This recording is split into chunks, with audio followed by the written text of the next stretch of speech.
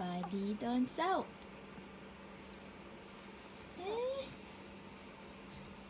ตื่นแล้ววะตื่นแล้ววะฮะเฮ้ย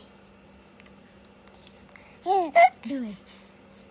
สบายดีตอนเช้าวันศุกร์เฮ้ยเฮ้ย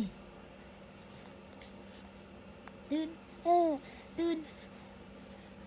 ตื่นตื่นตื่นตื่นตื่น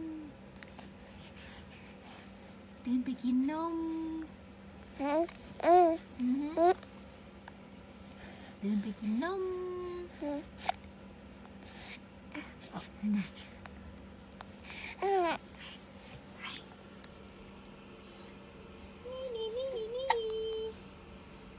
ดูผมเตะดู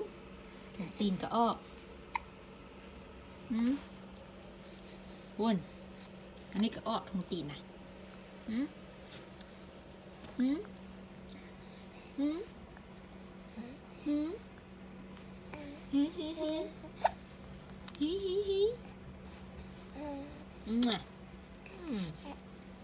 เสียงบ่ออกว่ะยังเศร้าเพราะเสียงบ่ออกว่ะ